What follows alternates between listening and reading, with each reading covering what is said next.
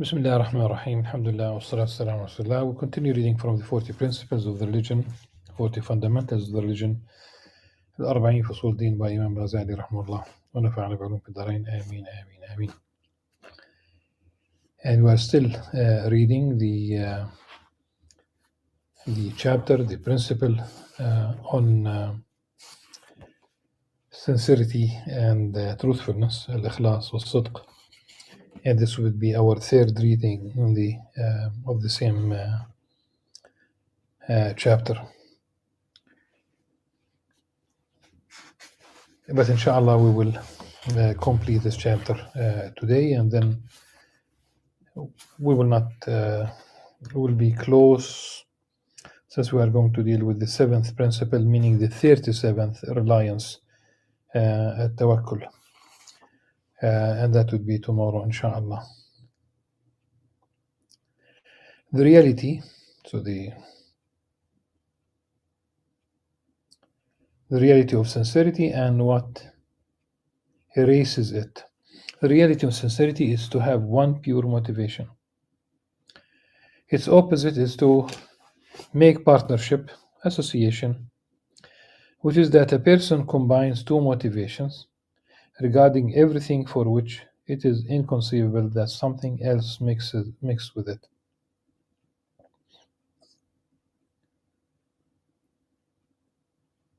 If the motivation is free from any adulteration, it is called pure. You already know that intention is the motivation agent, or the motivating agent. Someone who only acts for the sake of ostentation is sincere, and someone who only acts for Allah subhanahu wa ta'ala is sincere. However, the name is used specifically for one end of the spectrum according to custom, in the same way that deviation, ilhad here,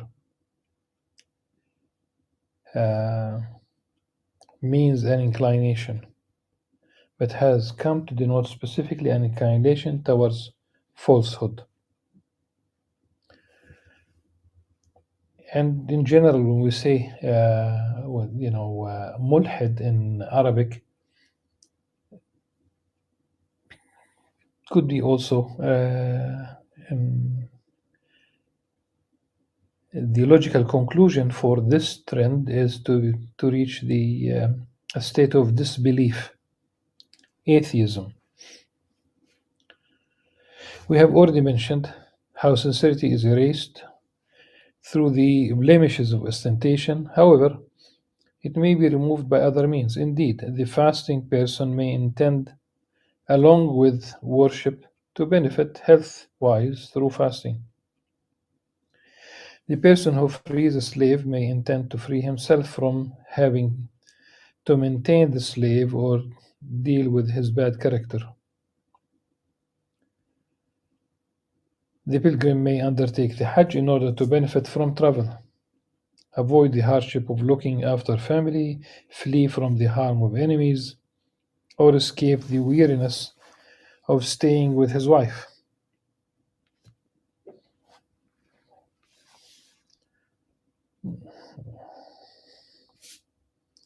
Could there be something that applies, to the wife vis-a-vis the husband? Could be.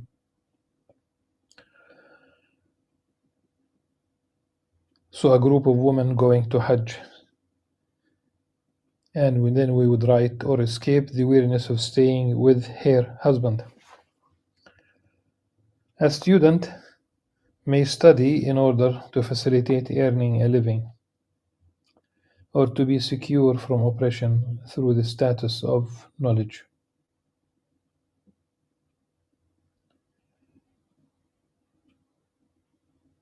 Likewise, in general, when I, over many years, when I ask students about why did you pursue a degree at the university, and in general they speak about down the road, they speak about a degree, a job, money, family, house, It seems the notion of the dream, if you will, it does include all this.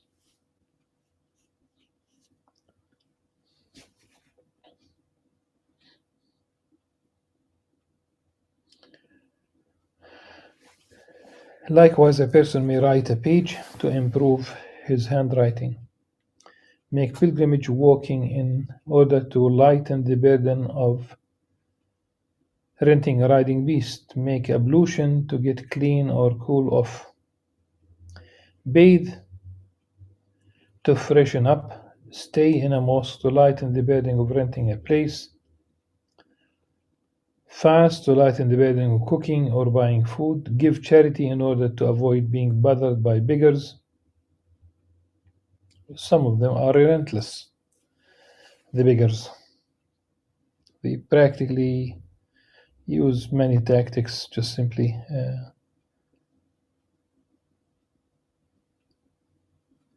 so you'd like simply to be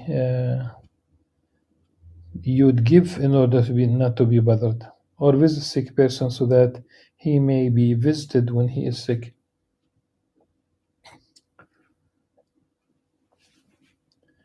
These interests could be selfless, yet they could still cause hidden adulteration of worship.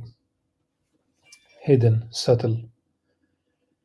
If any of these self-interests occurs in an action, sincerity is gone. Avoiding it is extremely difficult, which is why some say that a moment of sincerity contains eternal salvation. However, it is hard to obtain. Abu Sulaiman Darani said, "Glad tidings to whoever takes one correct step by which he intends nothing but Allah subhanahu wa ta'ala." One correct step.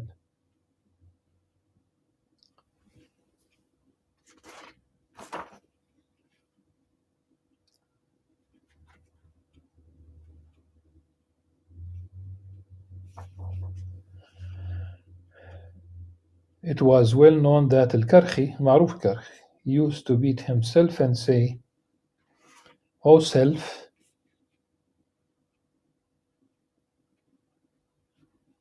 be sincere and be delivered."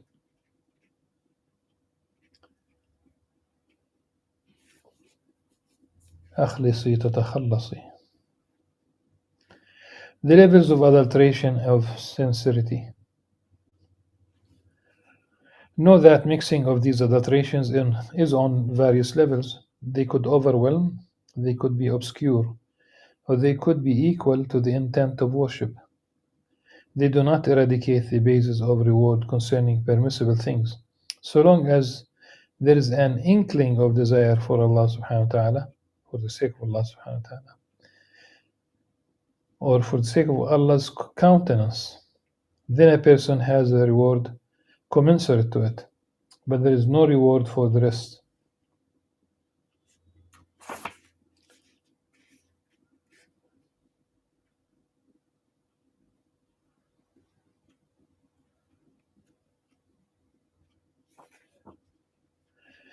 If it is regarding worship, then one is commanded to be sincere for Allah subhanahu wa ta'ala. If the adulteration is dominant, the worship is invalid. If it is equal or subordinate, sincerity is invalid. But does the validity of worship and attainment of its foundation depend on the nullification of all adulteration? This is open to debate, as we have indicated in the section on ostentation. You may also seek a more in-depth study in our book, The Revival, Ihya Ulumuddin. The third pillar is truthfulness, which is the perfection of sincerity. Allah subhanahu wa ta'ala said, رِجَالٌ صَدَقُوا مَا عَاهَدُوا اللَّهَ عَلَيْهِ. Men who were truthful about what they promised to Allah subhanahu wa ta'ala. And really the word here is it's about having a covenant with Allah subhanahu wa ta'ala. Ahd, ahadu. The Prophet ﷺ said, "Indeed, a man will be truthful and strive for truthfulness until he is written as a perpetual truthful person with Allah subhanahu wa ta'ala. This hadith was narrated by Al-Bukhari and Muslim and others.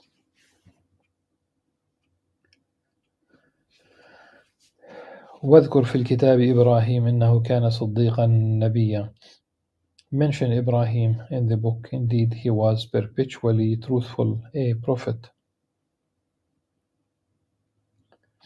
It is enough of a blessing that through truthfulness, the levels of the perpetually truthful are reached.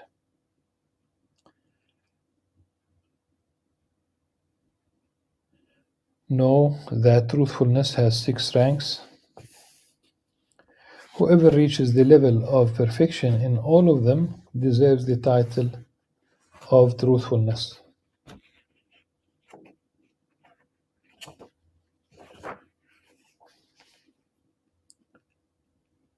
The first of them is truthfulness in word and all states concerning the past, future, and present. In all states, truthfulness.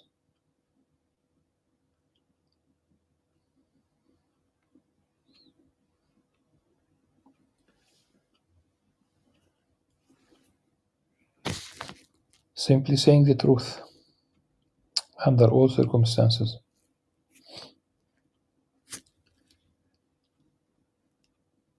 For this reason, truthfulness has 2 perfections.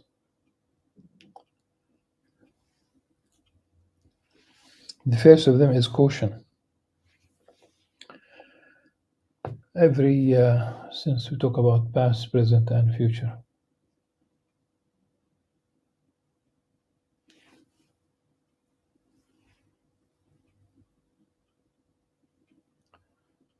When colonial powers intend to, imperial powers, superpowers, when they intend to invade a country, they lie.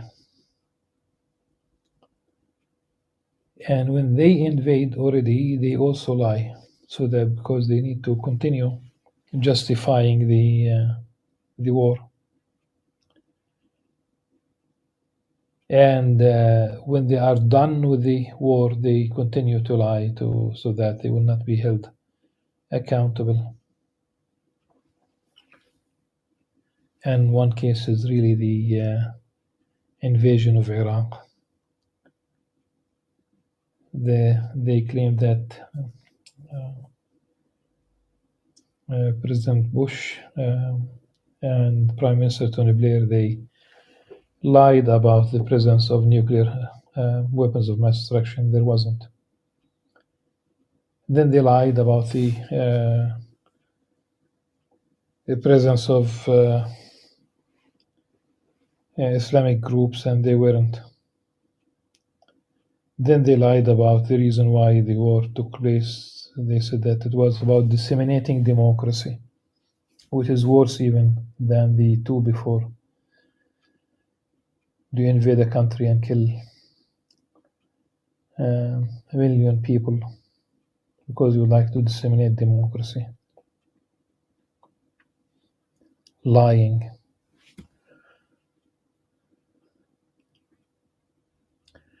For this reason, truthfulness has 2 perfections. The first of them is caution regarding false impressions also.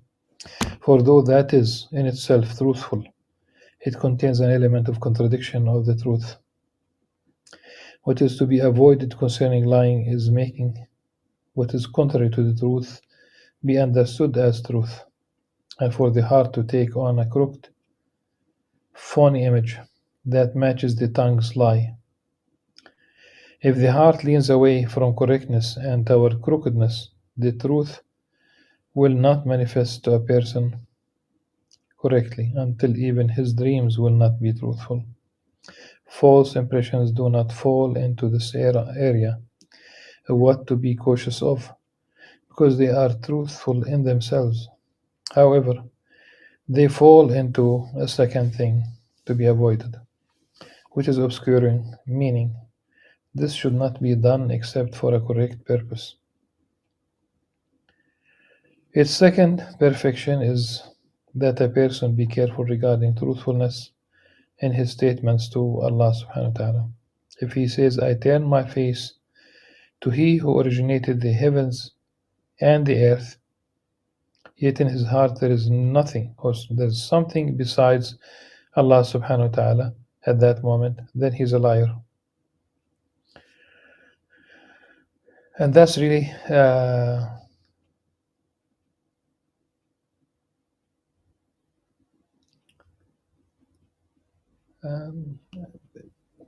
دعاء الاستفتاح right at the very beginning of the prayer.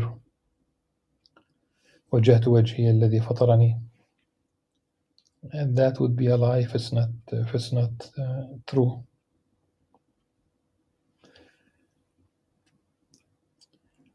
Say somebody shows up at the to pray because a certain minister or prime minister or ruler, or he knows that this political leader is coming to pray the Friday prayer, let's say, or Eid prayer, or so he shows up. He typically does not go to pray, or maybe does not go to pray at the mosque, but because of that he went to pray. Then he says that his prayer is for the sake of Allah subhanahu wa ta'ala. وَجَّهْتُ وَجْهِي لِلَّذِي فَطَرَ السَّمَاوَاتِ وَالْأَرْضِ. And he's lying because he's there simply because the leader is praying on that day. Yet in his heart there is something besides Allah subhanahu wa ta'ala at that moment. Then he's a liar. If he says, إِيَّاكَ نَعْبُدُ, it is you we worship. Yet he is a slave to the world, to his ego, or to someone else. Then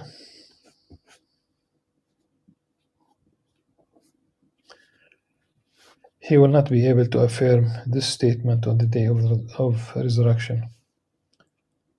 There's a classical mistake here in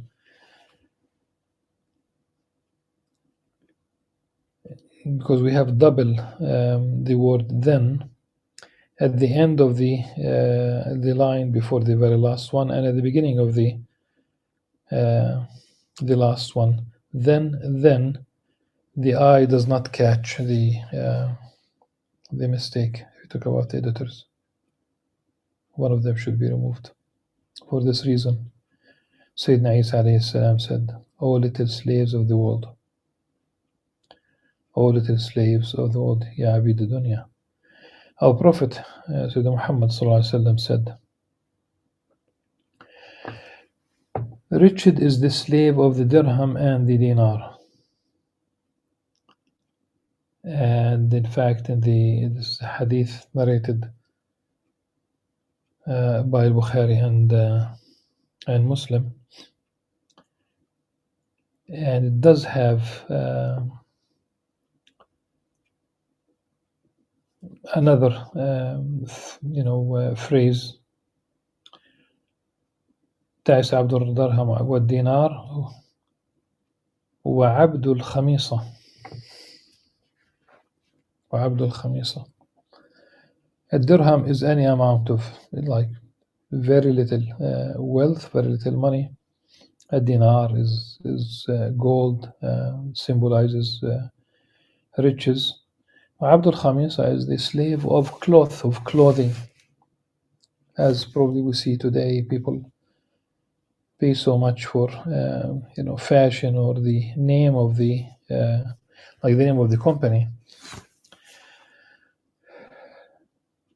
There is no need.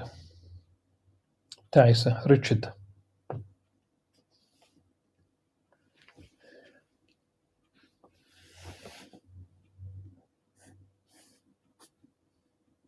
Wretched is the slave of the dirham and the dinar.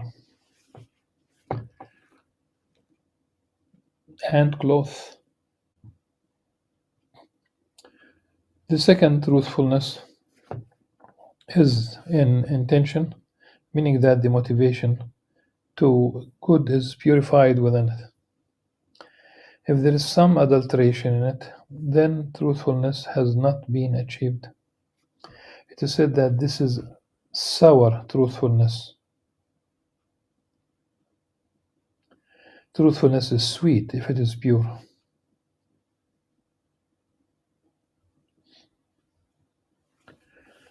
Which is really a very intriguing metaphor.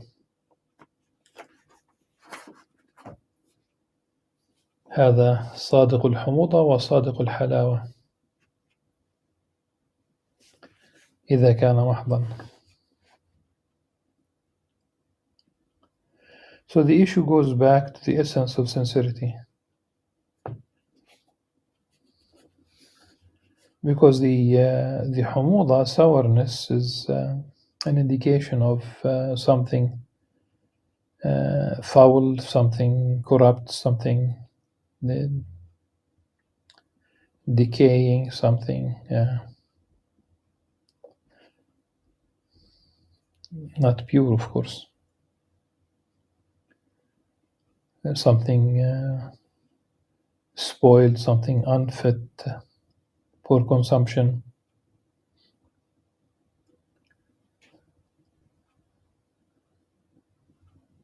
So the issue goes back to the essence of sincerity. The third truthfulness is in resolve. Indeed, a slave may resolve to give charity if he is provided wealth, or to be just if he is provided authority. Sometimes his resolve could be weak and indecisive. Sometimes it could be conclusive and strong without any hesitation. A strong decision is called true resolve, like Umar al-Khattab, like Sayyidina Umar found within himself what he found within himself when he said, "Truly, for me to be brought out and have my head cut off is more beloved to me than to take command over a people, among whom is Abu Bakr radiallahu anhu." The degrees of the resolve of the perpetual truthful differ in strength. The highest of them is for a person to be content with being beheaded rather than realizing his resolution. Let's remember that after the death of our beloved Prophet ﷺ, there was a meeting in the shed of Bani Sa'ida. You talk about the leaders of the Ansar, the leaders of the Muhajirin, the immigrants from Mecca. And when Abu Bakr and Umar radiallahu anhu, when they went, it was you can see how the true faithfulness to each other, no room for egoism, realizing the merit of your brother. Abu Bakr really wanted Umar al-Khattab to be the first caliph. But then, when the ongoing back and forth of arguments between the Muhajir and Ansar went on, Sayyidina Umar al-Khattab asked Abu Bakr radiallahu anhu, extend your hand, and he pledged allegiance to him. Bay'ah. That's how he put an end to it, Sayyidina Umar al-Khattab. And this statement reflects that. The fourth truthfulness is in the fulfilling of a resolution. Indeed, the self could follow through at first, but it could languish after some fulfillment without complete realization. This is because resolving to do something is easy, but the real difficult is in actualizing the fulfillment. For this reason, Allah subhanahu wa ta'ala said, رِجَالٌ صَدَقُوا مَا عَاهَدُوا اللَّهَ عَلَيْهِ, men who were truthful about what they promised to Allah subhanahu wa ta'ala. Also, وَمِنْهُمْ مَنْ عَاهَدَ اللَّهَ لَإِنْ آتَانَ مِنْ فَضْلِهِ لَنَصَّدَّقَنَّ. Among them is he who promised Allah, if Allah subhanahu wa ta'ala gives us from his bounty, we will surely give in charity. Or still we have Another verse فأعقبهم نفاقا في قلوبهم إلى يوم يلقونه بما أخلفوا الله ما وعدوه وما كانوا يكذبون. He will put hypocrisy in their hearts until the day they meet him, for their breaking their promise to Allah and for lying. The fifth, truthfulness, is indeed such that a person does not indicate anything about his inner self unless his inner self is attributed with it. This means that what is kept secret and what is made known are the same. Thus, someone who walks calmly indicates, based on this principle, that he is dignified internally. If he is not like that internally, but his heart has turned to make people imagine that he is dignified inwardly, then this is ostentation. If his heart has not turned to people but is heedless, then this is not ostentation. However, he has missed out on truthfulness. For this reason, the Prophet ﷺ said, O Allah, make my inner secret better than what is open about me, and make what is open about me righteous. This has a weak chain of narrators. Abdul Wahid said, if Hassan al-Basri commanded a thing, he used to be the person to do it the most.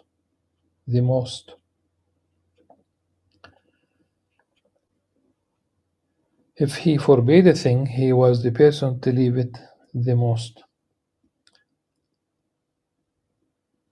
I never once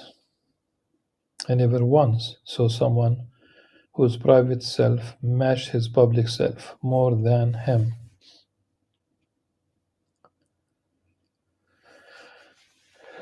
There's a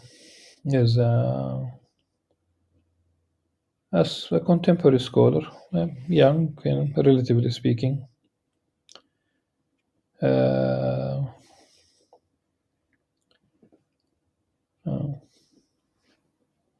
Sheikh Salih al-Maghamsi from Saudi Arabia. He has a sensitive heart, let's say. He cries. He weeps, he cries.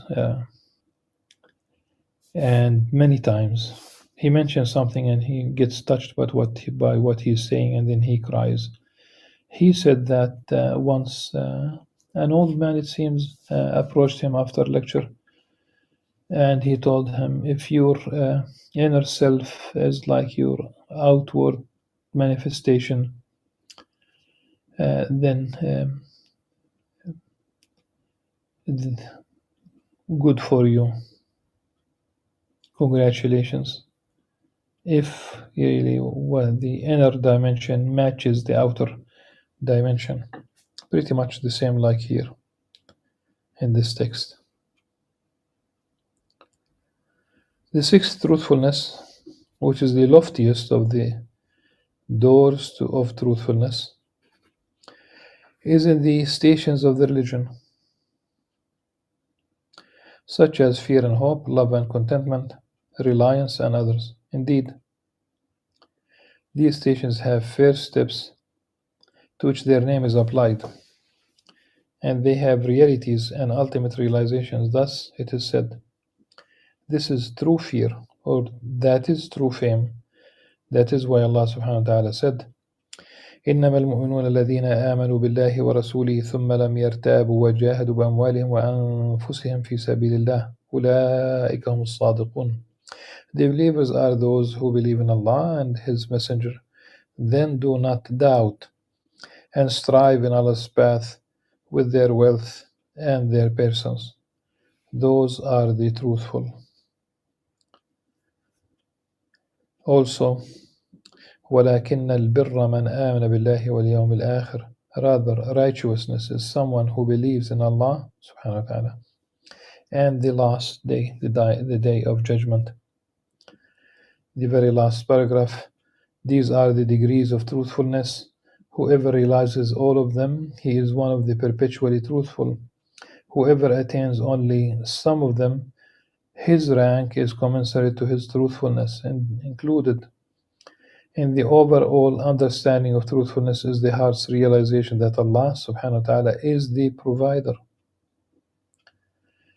and thus relying on Him. We will therefore mention this. ومن جملة الصدق تحقيق القلب بأن الله هو الرزاق وعليه التوكل فلنذكره وعليه التوكل, and that's the title of the next principle, the 7th principle, the 37th principle, reliance and tawakkul, inshallah tomorrow. Until then, بإذن الله عز وجل, سبحانك اللهم وبحمدك نشهد أن لا إله إلا أنت نستغفرك ونتوب إليك. السلام عليكم ورحمة الله وبركاته.